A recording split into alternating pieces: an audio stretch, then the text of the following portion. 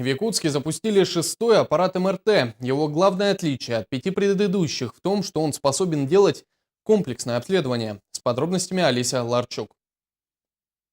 Медицина в Якутске продолжает стремительно развиваться. Впервые в истории городского здравоохранения установлен аппарат магнитно-резонансной томографии. Итак, уважаемые гости, просим пройти в кабинет. Открытие кабинета компьютерной томографии – это значимый шаг развития медицины в Якутске. Теперь в городской поликлинике номер 1 каждый, кому будет необходимо обследование лучевой диагностики, сможет пройти его. Аппарат имеет практически все возможности МРТ технологий, какие представлены пока на мировом уровне. Пациент совершенно безболезненно и без клаустрофобии может лежать, находиться в открытом контуре.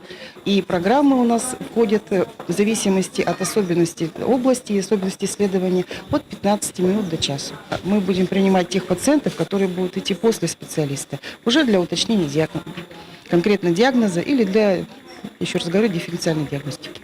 МРТ – это уникальное исследование, которое не имеет аналогов. Его применяют для диагностики разных заболеваний головного мозга, позвоночника, сердца, сосудов и других. Аппарат был закуплен по программе модернизации здравоохранения по выстраиванию трехуровневой системы оказания медицинской помощи. И мы создали в Якутском медицинском центре именно диагностический центр, где есть современные УЗИ-аппараты, МРТ-аппарат, и будет запущен через некоторое время, в ближайшее время, компьютерный томограф. И весь этот комплекс позволит на первичном уровне проводить диагностику заболеваний в полном объеме. Работа медиков и современного аппарата помогут определить и вылечить не одно заболевание. Но стоит помнить, что свое здоровье надо беречь и своевременно проходить медицинские обследования. Олеся Ларчук, Александр Слепцов. Новости столицы.